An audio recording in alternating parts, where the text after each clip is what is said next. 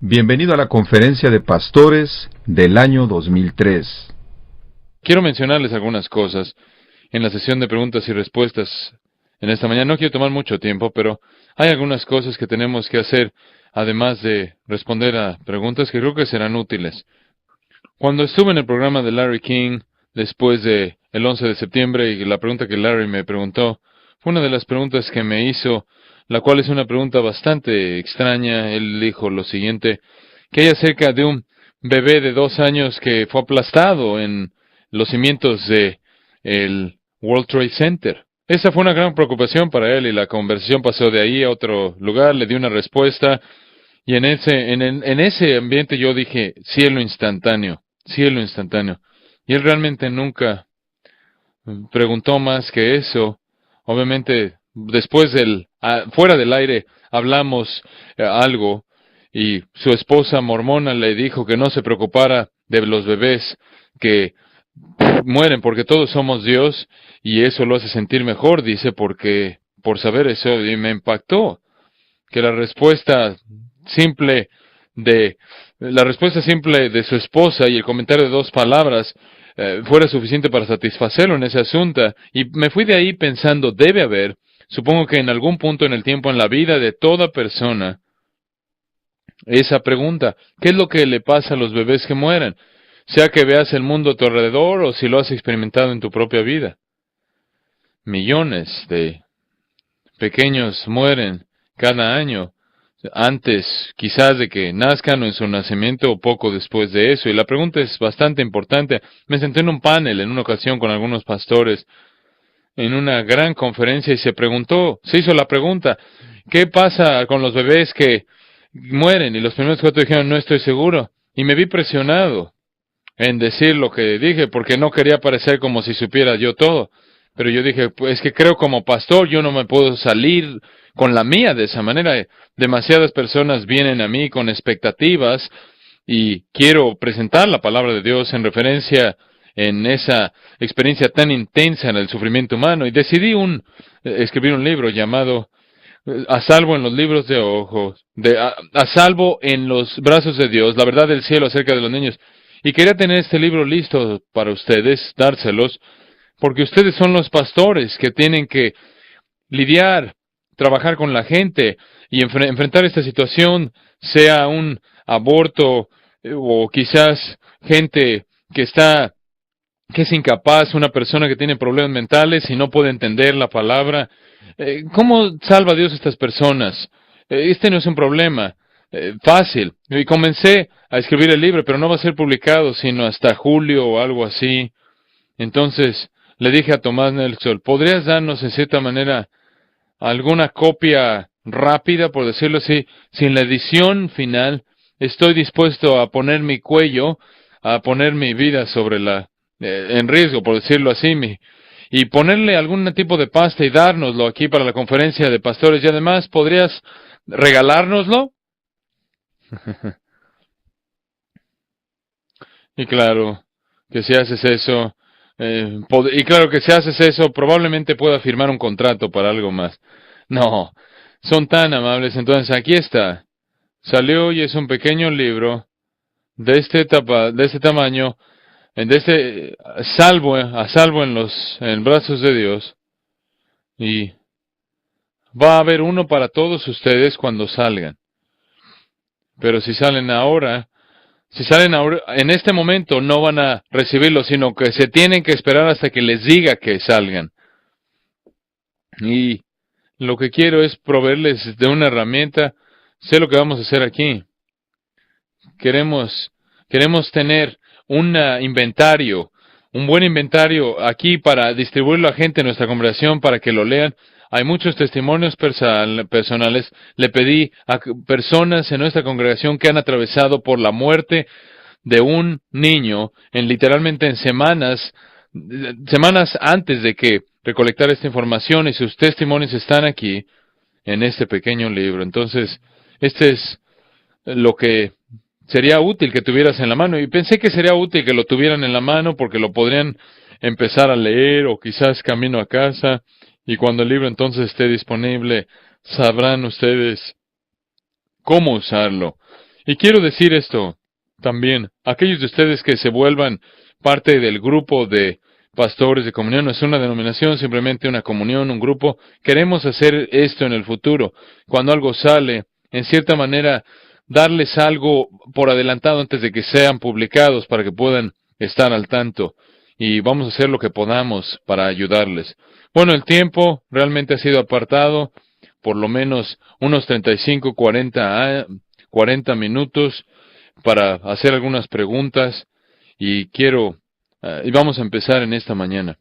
Ahí están los micrófonos y no los quiero y los voy a alentar a que pasen al micrófono y tengan la libertad de presentar su pregunta y probablemente no vamos a responder a todas las preguntas y probablemente no tengamos mucho tiempo, pero vamos a hacer lo que podamos. Vamos a ver quién está listo.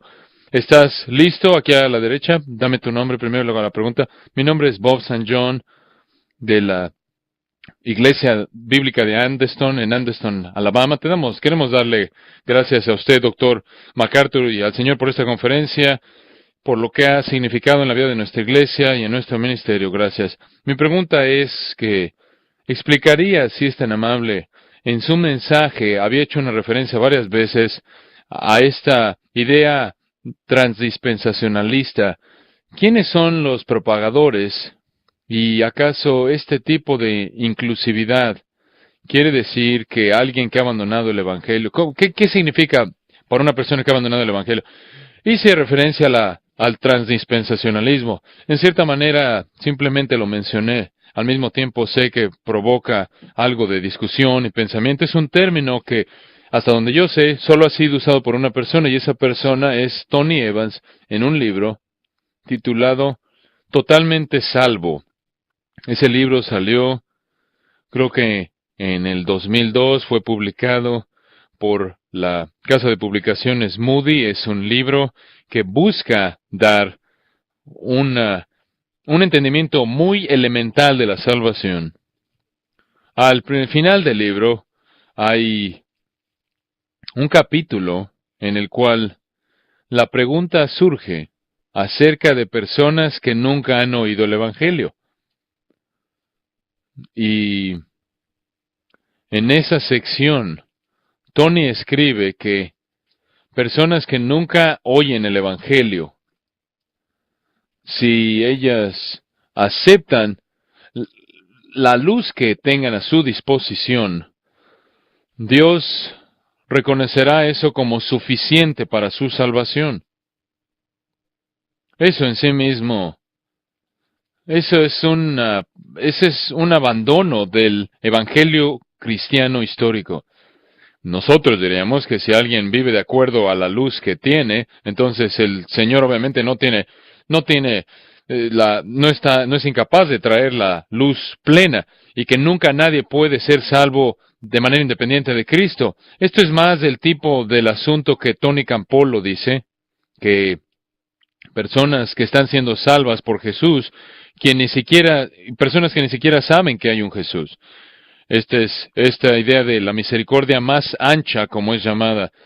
Esto también es bajo lo que se ha llamado la teología natural, que la teología natural llevará a alguien a Dios, y si la persona no tiene acceso al Evangelio, entonces Dios no los va a hacer responsables por lo que no saben. Y eso es en esencia el argumento de este libro, que en el mundo van a haber personas que nunca oirán el Evangelio y no van a rechazar la luz que tuvieron, sino que van a aceptar la ley que tuvieron, y Dios va a considerar eso como algo suficiente para salvarlos. Y después viene el comentario interesante, y esto lo hace al transdispensacionarlos, esto es, tratarlos como si ellos estuvieran viviendo en otra dispensación. Obviamente no hay defensa bíblica para eso, y tampoco se intenta hacer defensa alguna en el libro, en absoluta, ni siquiera hay un versículo para defender eso. Además, vivir de acuerdo o conforme a la luz natural humana, de manera independiente de la revelación especial del Dios vivo, no va a salvar a nadie en ninguna dispensación. Pero es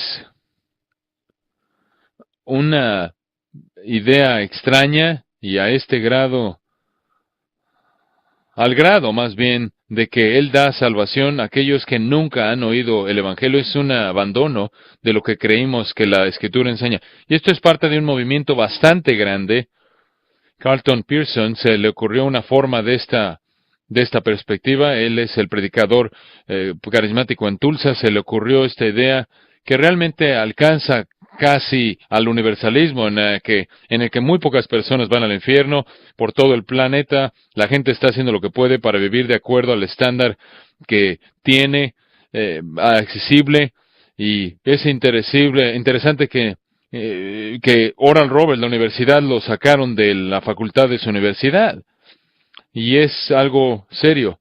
Hubo una entrevista por radio que dio seguimiento a ese libro, lo puedes obtener una transcripción de esa entrevista de radio en la cual estaba entrevistando un locutor a Tony Evans y dijo, tú estás diciendo que si un hindú ve el cielo y dice, yo sé que tú estás allá arriba, no sé quién eres tú, pero realmente me encantaría conocerte, ¿Dios va a contar eso como algo suficiente para salvación?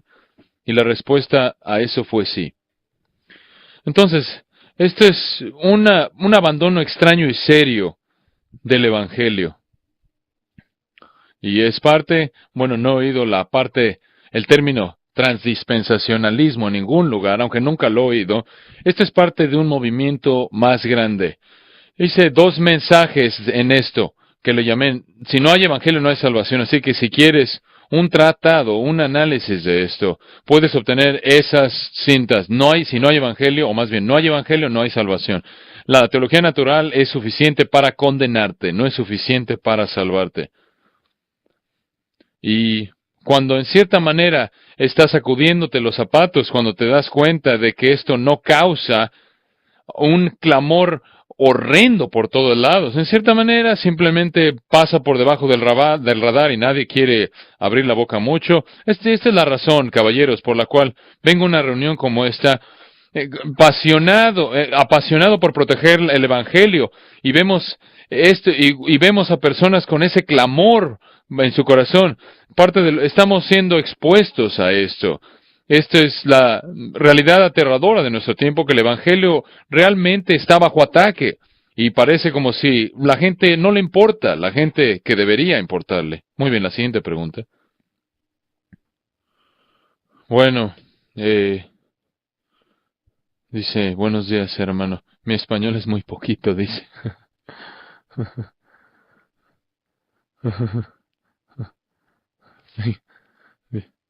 Voy a hablar en inglés, dice. La pregunta que nuestro hermano está haciendo está relacionada, creo, con uno de los asuntos que se afirman en relación a la seguridad eterna. Esto es, si hay condenación alguna. No hay condenación alguna en Cristo. No hay nadie que pueda traer acusación en contra de los escogidos de Dios. No hay nadie que pueda condenarnos. Que esto no contribuye al pecado. Y ese es el tipo de argumento lógico en contra, el argumento lógico más antiguo en contra del argumento, en contra de la condenación, que si somos salvos y nada puedo cambiar esto, que no nos da licencia para pecar. Y claro que Pablo responde a esto en el capítulo 6 de Romanos, en donde, habiendo identificado esta realidad de la gracia, llegando al final del capítulo 5, él dice, así también, para que así como el pecado reinó para muerte, así también la gracia reine por la justicia, para vida eternamente Jesucristo nuestro Señor. ¿Qué pues diremos? ¿Perseveraremos en el pecado para que la gracia abunde? Y la respuesta inmediata, en cierta manera para sus adversarios hipotéticos, ¿qué pues diremos? ¿Perseveraremos en el pecado para que la gracia abunde? Megenoite, en ninguna manera, que nunca sucede. Y la respuesta es esta. Tú nunca continuarás, más bien tú no continuarás en el pecado, porque has sido transformado. Tú no continuarás en el pecado. Y la razón por la que no continuarás no es porque tienes una amenaza por fuera, sino porque tienes un nuevo principio de vida por dentro. Realmente es un argumento silencioso. Decir, bueno, si una persona es cristiana y saben que están seguros para siempre y nunca nada puede cambiar eso, entonces están libres para pecar. Y la respuesta de Pablo es, no puedes hacer eso porque tú eres una nueva criatura. Tú solías rendir tus miembros como instrumentos a la injusticia para el pecado, pero ahora los rendes para miembros a la justicia. Este es 1 Juan 3, versículos 1 al 10. Ninguna persona que ha nacido de nuevo peca porque su simiente permanece en él. Entonces es un argumento absurdo. Y dice Pablo, mira, has sido enterrado con él a través del bautismo en la muerte, eres una nueva criatura, camina en nueva vida. Tu viejo hombre, versículo 6, fue crucificado juntamente con él. El cuerpo del pecado ha sido destruido, eliminado, a fin de que no sirvamos más al pecado. Hemos muerto, estamos libres del pecado. El idioma de la muerte es el idioma de la finalidad. Y esa es la razón por la cual Pablo le gusta usar eso. Y lo que era verdad en el pasado está muerto. Hay una finalidad en esto. Se acabó. Juan, en su maravilloso enfoque blanco y negro, dice, el que nace de Dios no continúa en pecado. De hecho, todas las pruebas de Primera de Juan tienen que ver con conducta, evidencian la misma realidad. Si alguno está en Cristo, una nueva criatura es, las cosas viejas pasaron, aquí todas son hechas nuevas. La médula de esa nueva vida es la disposición justa a la naturaleza del creyente en el otro lado de la regeneración, dramáticamente cambiado de tal manera que ya no haya ese patrón inquebrantado de pecado. No obstante, hay un patrón de justicia interrumpido por el pecado. Y me gusta decirlo de esta manera, pero a ese pecado hay una reacción justa. En otras palabras, ¿qué quieres decir cuando dices, bueno, alguien que es un cristiano no continúa en pecado? Claro que pecamos. Juan está hablando de patrones inquebrantados de pecado, hablando de pecados habituales que no han sido rotos, quebrados. Cuando te vuelves creyente, no es el caso. El patrón de tu vida no es pecado habitual. Tiempo presente practicando el verbo es en 1 de Juan, sino que el patrón de tu vida es justo. Y cuando el pecado ocurre, yo creo que un verdadero cristiano tiene una reacción justa a ese pecado, de tal manera que hay un sentido en el cual la justicia aún prevalece en esas ocasiones de pecado. Eso es lo que encuentras en Pablo en Romanos 7, ¿no es cierto? Él no está negando el pecado, pero él demuestra una reacción justa hacia el pecado al decir, cuando me veo a mí mismo y veo mi pecado, el pecado que está en mí, esto es en mi carne, opera de acuerdo a un principio o una ley que es diferente de la ley que está en mi corazón. Me encanta la ley de Dios, me deleito en la ley de Dios, hago las cosas que no quiero hacer, no hago lo que quiero hacer. Esa es evidencia de ese patrón justo. Entonces, el patrón de justicia es que haces obras justas, eres obediente a la palabra de Dios, hay un flujo de justicia en tu vida, un deseo de ser obediente. Y aun cuando el pecado claro en tu carne está presente ahí, para ese pecado, así ese pecado una respuesta justa. Eso es lo que produce convicción. Entonces, la pregunta en un sentido es una pregunta absurda. Si la gracia es gracia y si la salvación es para siempre, entonces todos vamos a salir y vamos a pecar por todos lados.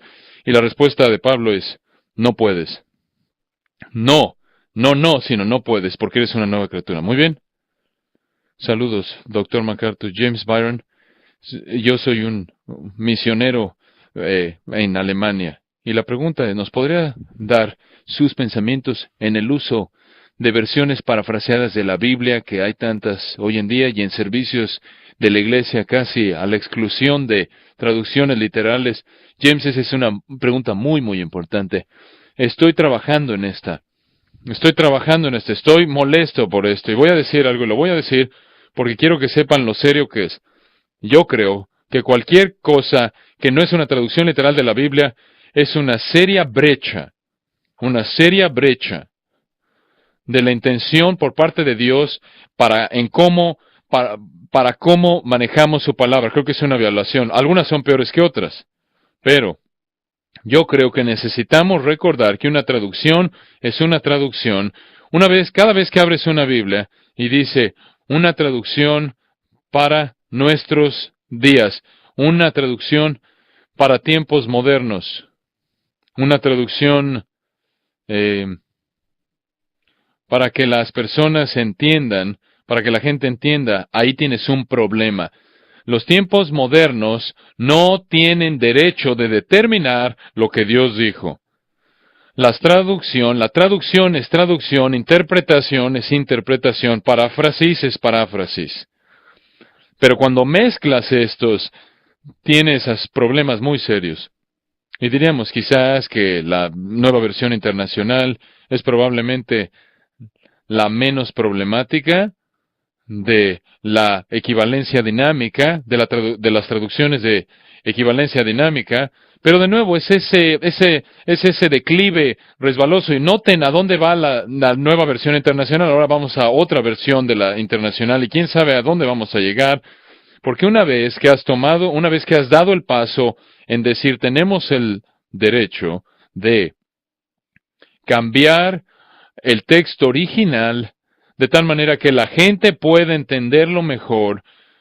Si realmente te has apartado de lo que es la palabra de Dios, esa es la razón por la cual siempre me quedo o en lo que sería la Biblia de las Américas o Reina Valera 60, el equivalente, u otra versión que también es una equivalencia formal, pero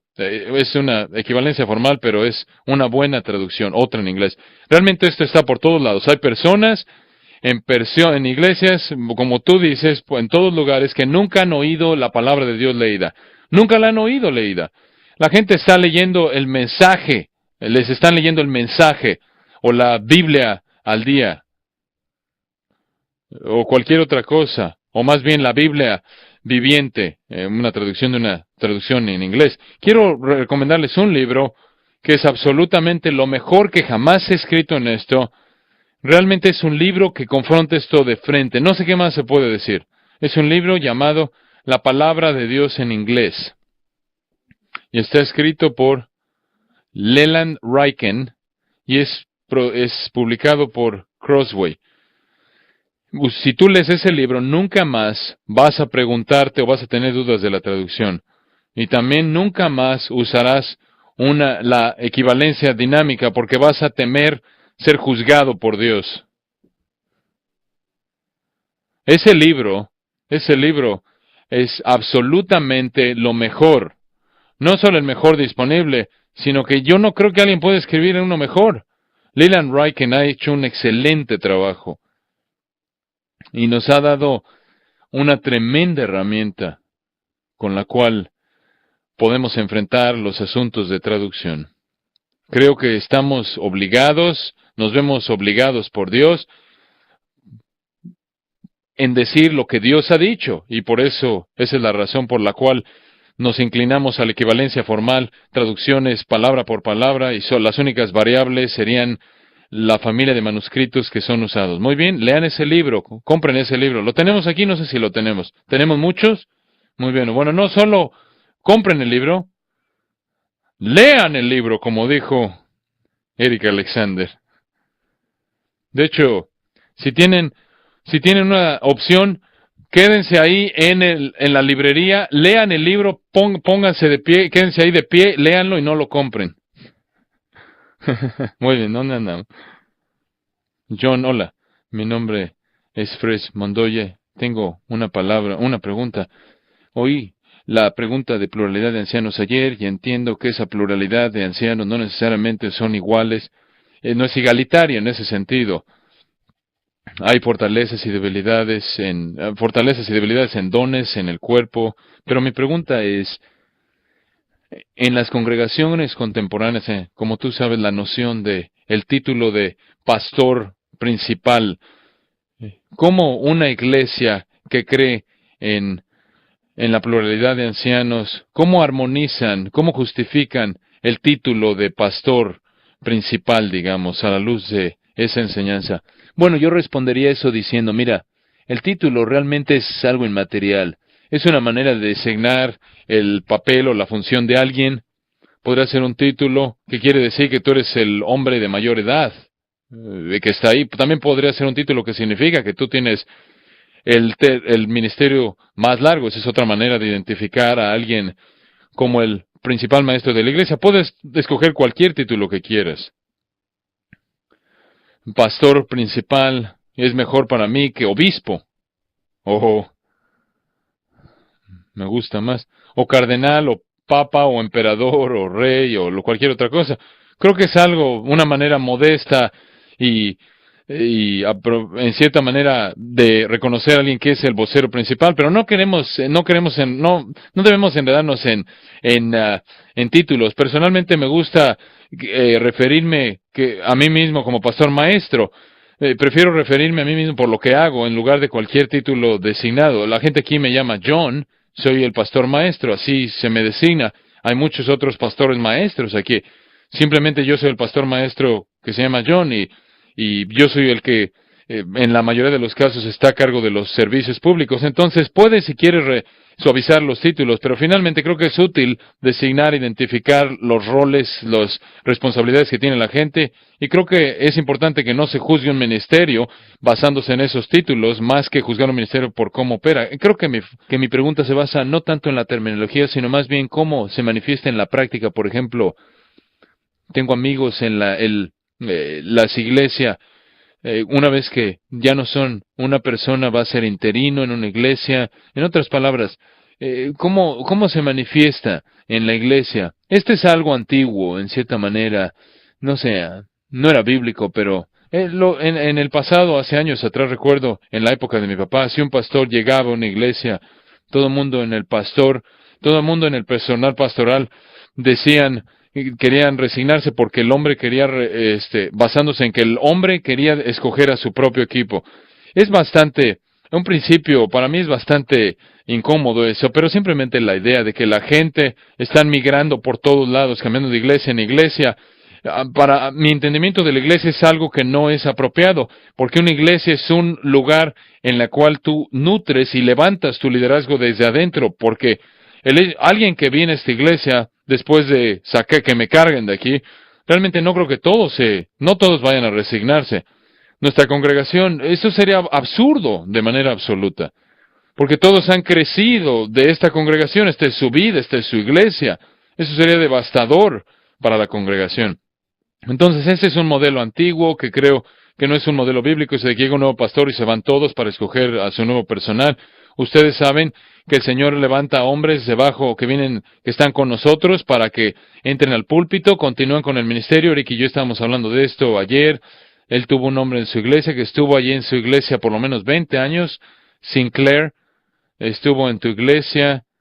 Conforme tú le ministrabas allá en Glasgow, y Eric se hizo a un lado en el ministerio, se retiró, y Sinclair Ferguson, que no es un hombre malo con el cual trabajar, se volvió el pastor de San George's, la iglesia de San Jorge, ahí en Glasgow, y se volvió el pastor ahí en la iglesia del ministerio de Eric, además de ser un excelente teólogo. Pero esa es la situación ideal, no siempre va a suceder, yo entiendo eso. Pero sea cual sea el tipo de profesionalismo o los formatos no bíblicos, podemos salirnos de la iglesia y entre más nos salgamos de eso y nos enfoquemos en la Biblia, mejor. Adelante en medio. Hola, Pastor John. Mi nombre es Dave Richard de Porter Valley. Dos preguntas. Realmente, en primer lugar, ¿cómo podemos, como el cuerpo de Cristo, ministros de gracia, orar por ti de manera consistente? ¿Cuál sería tu oración que nos pides? ¿Cuál será tu petición primordial? En segundo lugar, con respecto a la iglesia, el papel de la mujer en la iglesia actual y cómo los hombres se están volviendo afeminados y entregándoles ese papel. Gracias, Dave, y aprecio tu deseo por orar por nosotros.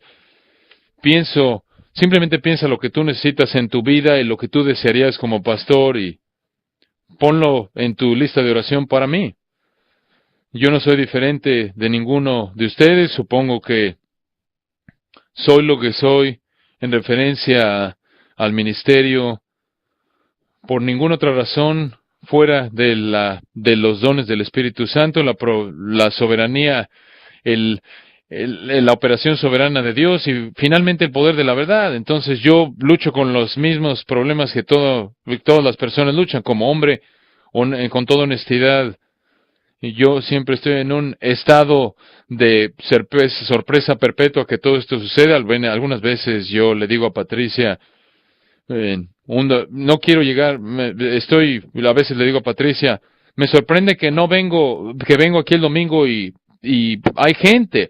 Yo estoy aquí el miércoles, el domingo, y yo me pregunto, ¿qué está pasando? ¿Por qué están aquí? Y creo que hay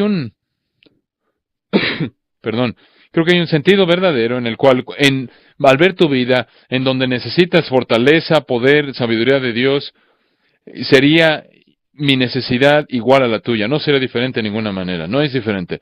Entonces aprecio tus oraciones a la luz de eso. El aspecto personal, el tiempo, la preparación, claridad de mente, a problemas espirituales en mi vida, sabiduría en cómo tratar a la gente, eh, fortaleza para perseverar, fidelidad, todas esas cosas. Creo que orar por los hombres que me rodean y hombres y mujeres que son parte de esta iglesia, claro, todas esas cosas. Con respecto al papel de la mujer, podemos, no sabes, podemos tener una reputación por ser estrechos. No estoy diciendo yo, sino todos nosotros, debido a que vivimos en esta manera de pensar egalitaria, feminista, en este mundo egalitario, feminista, y si estamos en la posición que tenemos, nos condena a ciertas personas. eh, Quiero que sepan, no estoy de acuerdo con ellos en absoluto. Queremos que en nuestra iglesia, queremos que las mujeres hagan todo lo que Dios ha diseñado que sean. Hay mujeres que son maravillosas, líderes que pueden guiar a mujeres y a líderes, más bien a mujeres y a niños. Hay maravillosas mujeres maestras que enseñan a otras mujeres y a niños. Nosotros nos detenemos en donde la Escritura se detiene. La Escritura dice, no permita a la mujer enseñar al hombre, ni ejercer autoridad. Eso es claro de hacer un exégesis de ese texto. Sin embargo, Aquila y Priscila instruyó a Apolos, incluyendo a Priscila, tuvo algunas cosas que Apolos necesitaba saber en referencia al Nuevo Testamento que Apolos no conocía.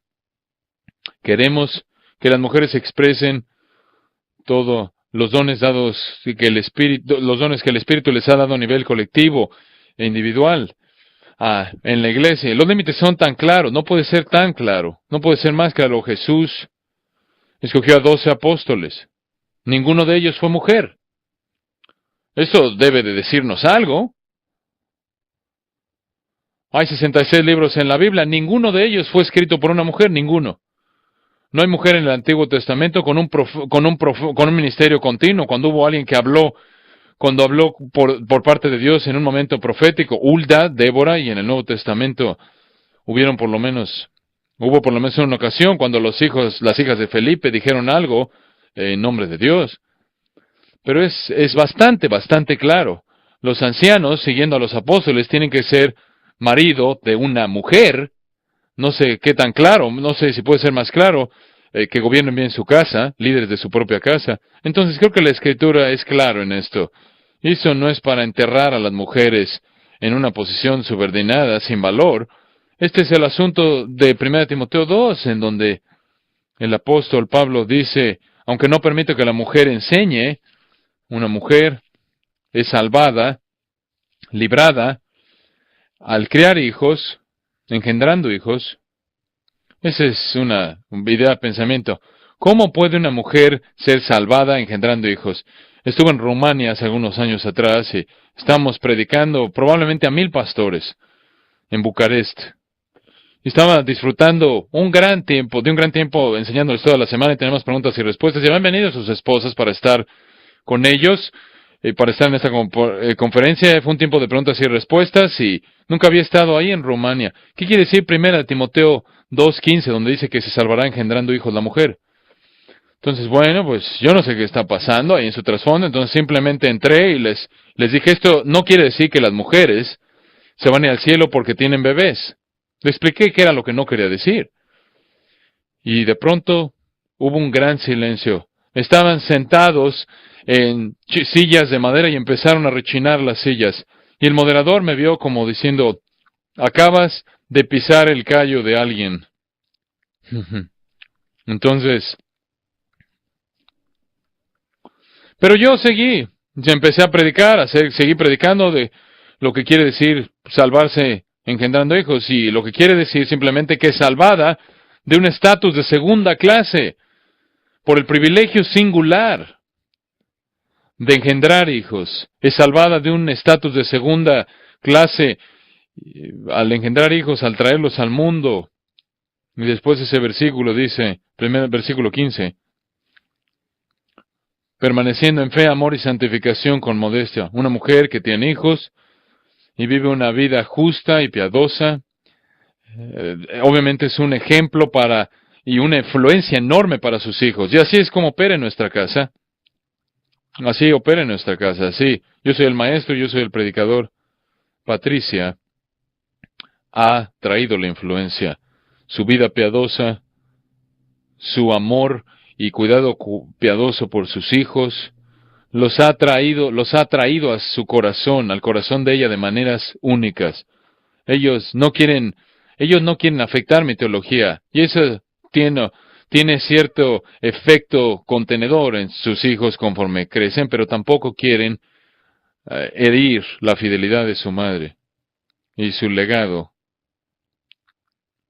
no es ganado por vestirse con un traje sastre y tomar un portafolio, sino más bien está en invertir en sus hijos. Y dije todo esto en Rumanía, y la gente realmente hubo algo serio ahí, no reaccionó bien, porque ellos literalmente perdían que podías perder tu salvación, y una manera en la cual una mujer podía perder su salvación eterna era si hacía cualquier cosa por evitar un embarazo. Esa es la razón por la cual tenían 9, 10, 13 hijos todas.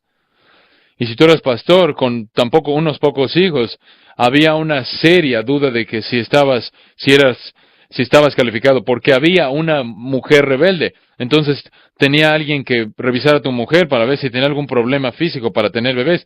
Y ustedes se imaginan detalles en la exégesis, en el griego, 20 minutos, y les expliqué todo esto. Y aquí están estas mujeres con una docena de hijos ahí sentadas, ahí estaban. Y puedes verlas ahí, ver a sus esposos y decir, ¿tuviste que estar mal en ese versículo?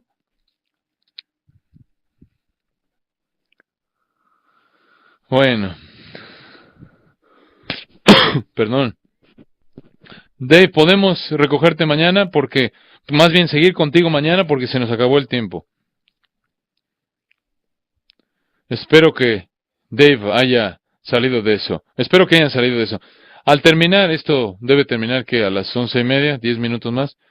Un par de cosas más. Quiero mencionarles, porque me han pedido que los hombres se haga esto. Hay un pequeño folleto disponible, y esto es algo por lo que estamos emocionados.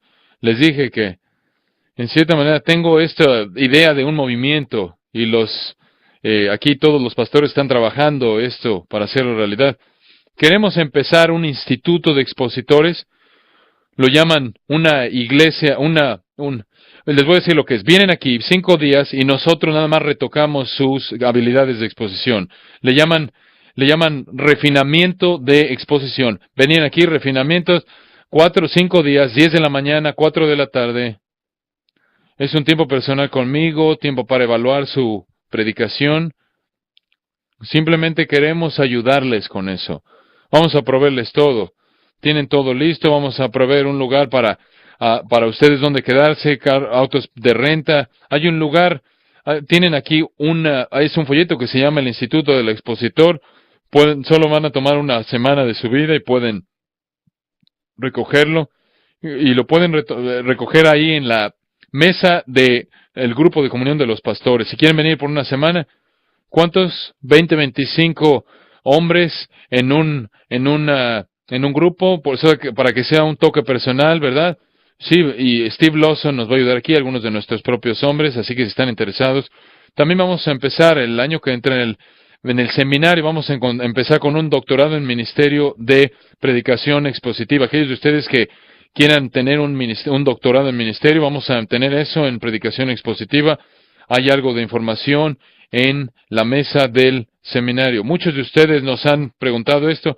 Es un programa modular, creo que vienen algunas semanas, 2 semanas al año, trabajan por ustedes, por su cuenta, y el énfasis es predicación expositiva. Entonces, ahí está el instituto para aquellos de ustedes que les gustaría venir para una semana. También está el programa de doctorado en ministerio, que es más demandante, más exigente, pero se puede hacer. Rick Holland, que tiene su doctorado del ministerio de Louisville, el tremendo programa que tienen ahí en predicación expositiva, en cierta manera lo estamos readaptando en nuestro ambiente y esperamos sea útil. Al terminar, quiero un querido amigo vengan y nos guía de una palabra de testimonio y cierra en oraciones. Su nombre es Kevin Malone, van a reconocer el nombre. Si son fans de béisbol, él fue el administrador primordial de los Expos de Montreal por varios años y fue parte de la personal administración en Baltimore y vino aquí para ser el administrador principal de Los Ángeles Dodgers. Yo conocí a Kevin antes de que viniera aquí porque fue parte de nuestra iglesia, él y Marilyn y su familia. Pero el Señor lo trajo de regreso aquí, le dio unos años más con los Dodgers y apenas en menos de un año Dios lo trajo a mi oficina una vez, entró y su corazón estaba quebrantado realmente y estaba ahí simplemente diciéndome, quiero venir a ayudar, quiero hacer lo que pueda por ayudarte. Estoy cansado del mundo, cansado de todo esto donde había dado un testimonio tan claro para Cristo, y estaba pensando que el Señor, estaba creyendo que el Señor estaba haciendo algo para el reino, y dijimos no lo vamos a dejar ir, y Kevin se ha vuelto el vicepresidente para desarrollo en el Masters College, y apenas en los 6, 7 meses que he estado ahí ha sido increíble lo que ha sucedido. Pero me gustaría que viniera y diera una breve palabra de testimonio y nos guiara en oración. Por favor, no se olviden de recoger su libro cuando salgan. ¿Está bien? ¿Está bien, Kevin?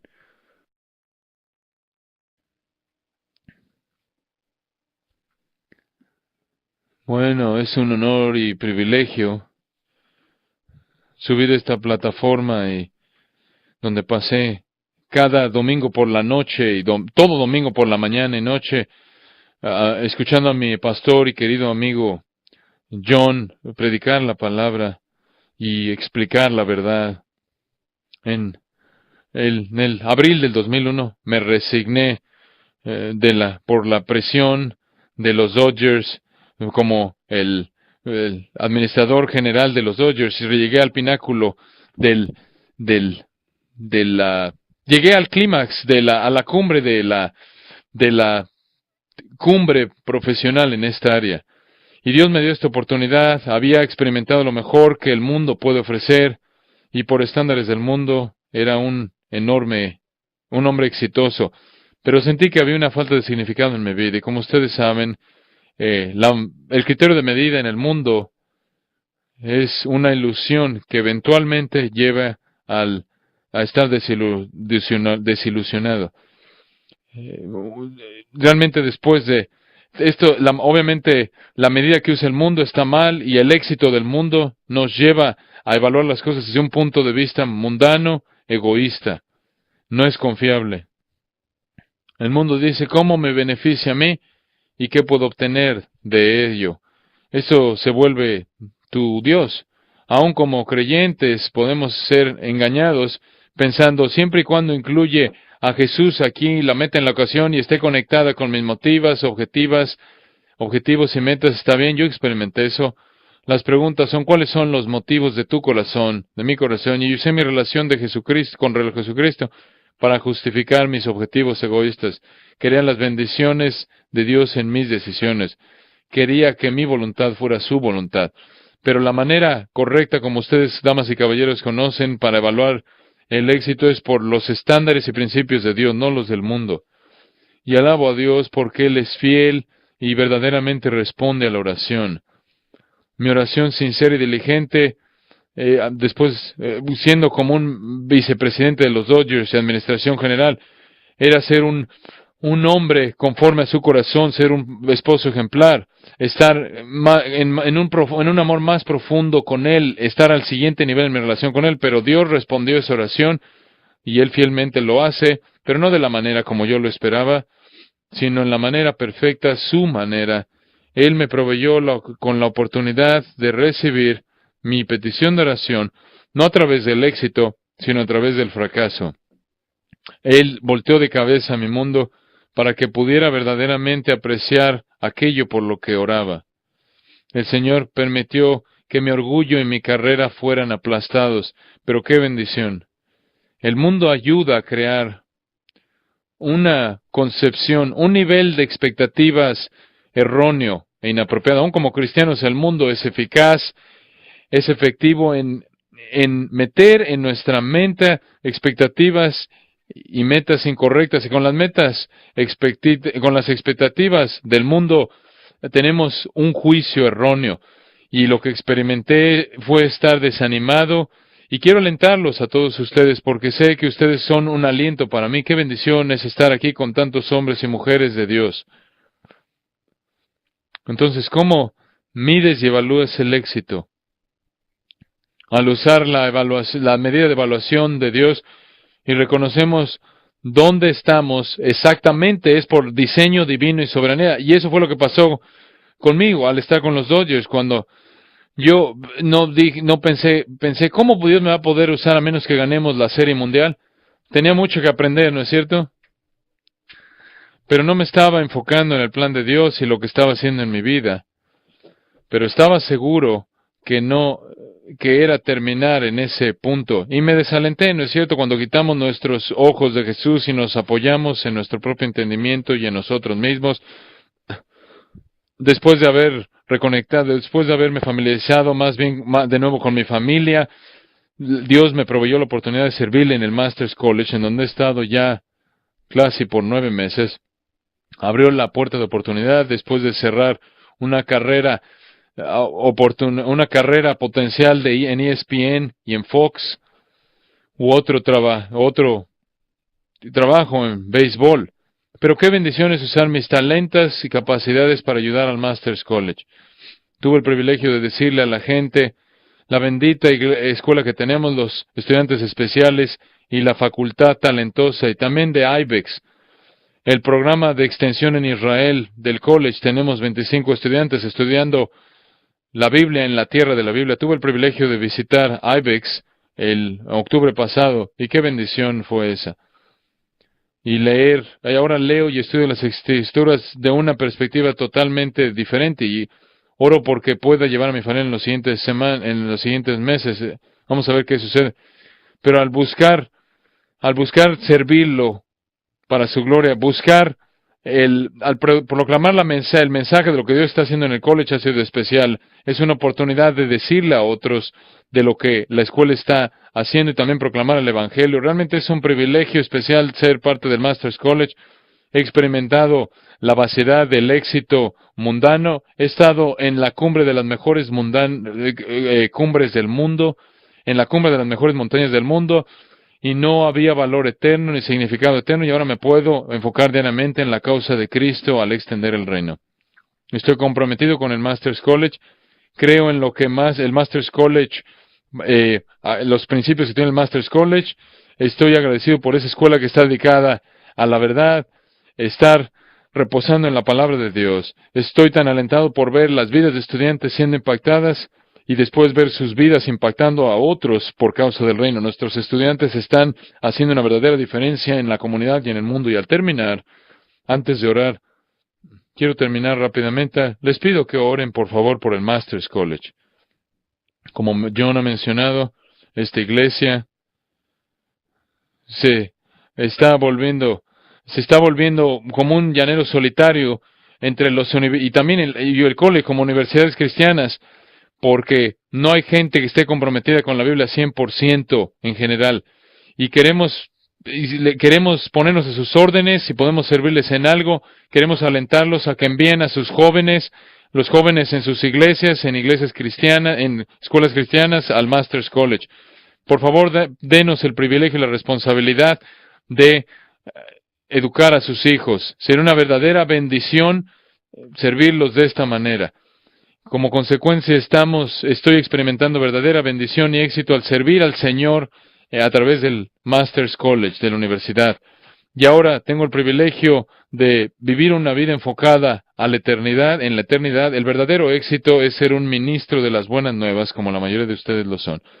Por favor, no permitan que las expectativas del mundo afecten su enfoque, como lo hizo en mi caso, sino que estemos comprometidos en la causa de Cristo. Ese es el verdadero éxito. Dios los bendice, bendiga a todos ustedes. Y ahora oremos juntos.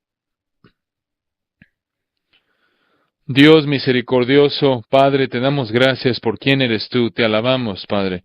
Pedimos tu bendición, Señor, en esta comida, en este día, y por favor pedimos que bendiga nuestra comunión, nuestro tiempo con hermanos y hermanas aquí en Cristo. Gracias, Señor, por esta semana de aliento en la conferencia de pastores. Gracias por la palabra, amo la palabra tanto como todos aquí la aman. Te damos gracias por la verdad, a la que podamos aferrarnos en medio de un mundo oscuro en el que vivimos. Buscamos conocerte, Señor, con todo nuestro corazón, y queremos alabarte y agradecerte. Bendícenos de nuevo y te alabamos de nuevo, agradeciéndote en el nombre de nuestro Señor y Salvador, Jesucristo. Amén. Aquí concluye esta grabación. Si usted desea ordenar más audiocassettes de la conferencia, por favor visite nuestra página de internet en el siguiente domicilio: www.shepherdsconference.org, o comuníquese al 818-909-5722.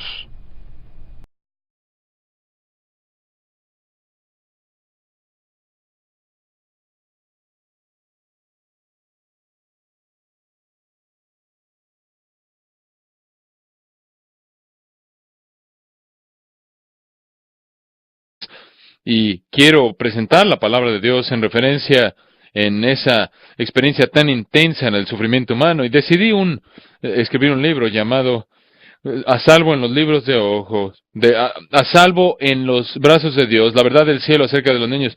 Y quería tener este libro listo para ustedes, dárselos, porque ustedes son los pastores que tienen que lidiar, trabajar con la gente y enfrentar esta situación, sea un aborto o quizás gente que es incapaz, una persona que tiene problemas mentales y no puede entender la palabra.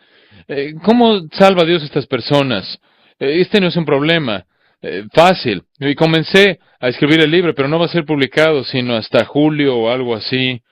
Entonces le dije a Tomás Nelson, ¿podrías darnos en cierta manera alguna copia rápida, por decirlo así, sin la edición final?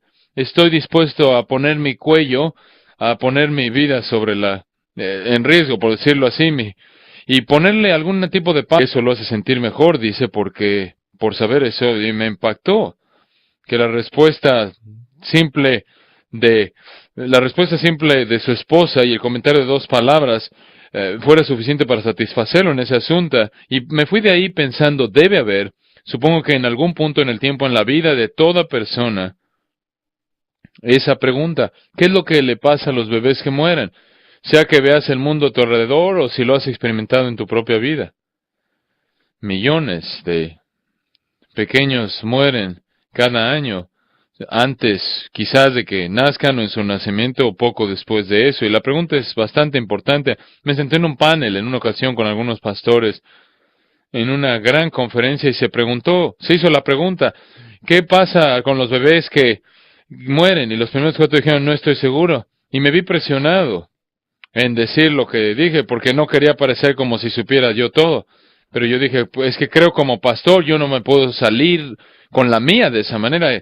Demasiadas personas vienen a mí con expectativas de un niño literalmente en semanas antes de que recolectar esta información, y sus testimonios están aquí en este pequeño libro. Entonces, este es lo que sería útil que tuvieras en la mano, y pensé que sería útil que lo tuvieran en la mano porque lo podrían empezar a leer o quizás camino a casa, y cuando el libro entonces esté disponible sabrán ustedes cómo usarlo. Y quiero decir esto también: aquellos de ustedes que se vuelvan parte del grupo de pastores de comunión, no es una denominación, simplemente una comunión, un grupo. Queremos hacer esto en el futuro. Cuando algo sale, en cierta manera, darles algo por adelantado antes de que sean publicados para que puedan estar al tanto. y vamos a hacer lo que podamos para ayudarles. Bueno, el tiempo realmente ha sido apartado, por lo menos unos 35, 40 minutos para hacer algunas preguntas y y vamos a empezar en esta mañana. Ahí están los micrófonos y no... Bienvenido a la conferencia de pastores del año 2003.